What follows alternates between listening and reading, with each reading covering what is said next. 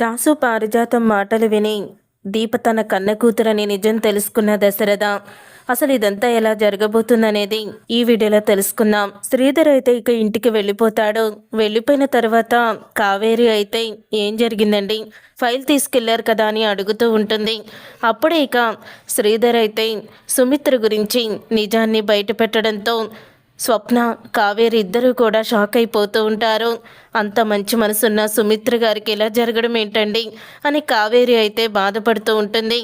మరి ఆ సమస్యకి పరిష్కారం ఏంటి నాన్న అని స్వప్న అడుగుతూ ఉంటే జ్యోత్స్నానే తన తల్లిని కాపాడేది అని అంటూ ఉంటాడు శ్రీధర్.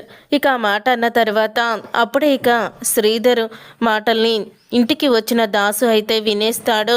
వదినికి బ్లడ్ క్యాన్సరా, జ్యోత్స్నాని వదిన్ని కాపాడాలా అని వింటూ ఉంటాడు. బోన్ మ్యారో ద్వారా తన కడుపును పుట్టిన జ్యోత్స్నాని రక్త సంబంధం కాబట్టి వదిన్ని కాపాడేది, ఇక వదిన్ని కాపాడేది జ్యోత్స్న కాబట్టి అంత భయం లేదు అని అంటూ ఉంటాడు శ్రీధర్.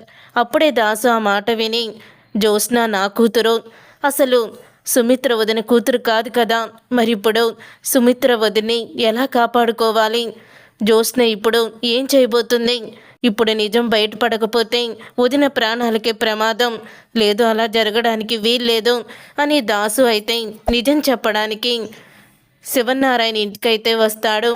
అప్పుడే ఇక శివనారాయణ ఇంటికి వస్తున్న దాసుని చూసిన పారిజాతం వీడేంటి ఇంత కోపంగా వస్తున్నాడు, కొంపదీసి వీడు నిజం చెప్పేయడానికి వస్తున్నాడా ఏంటి అని అనుకుంటూ రే దాసు ఏంట్రా అంత కోపంగా వస్తున్నావు, రా ముందు బయటికి అని అంటూ ఉంటే నేను ఇప్పుడు అన్నయ్యకి నిజం చెప్పాలమ్మా అని అంటూ ఉంటాడు.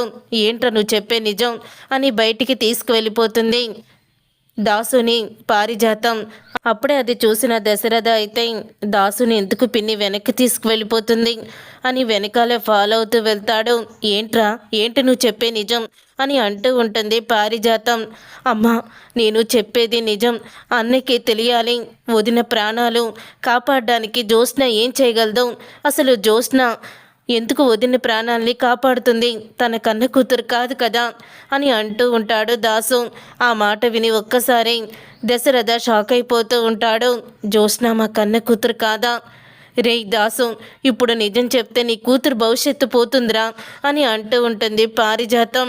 అమ్మా ఇప్పుడు నా కూతురు భవిష్యత్తు కాదు, మంచి మనసున్న వదినకేమీ కాకూడదు, నేను మాత్రం నిజం చెప్పేస్తాను అని అంటూ ఉంటే రే నువ్వు నిజం చెప్పేసిన మాత్రాన మరి సుమిత్ర కూతురు ఎక్కడి నుంచి వస్తుందిరా అని అంటూ ఉంటుంది పారిజాతం.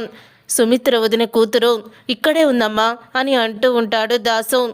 ఏంటి సుమిత్ర కూతురు ఇక్కడే ఉందా, ఎవర్రా అని పారిజాతం అడుగుతూ ఉంటే సుమిత్ర వదిన కూతురు ఎవరో కాదమ్మా, దీపే సుమిత్ర దశరథల అన్నయ్య కన్న కూతురు అని నిజాన్ని దాసు అయితే చెప్తాడు.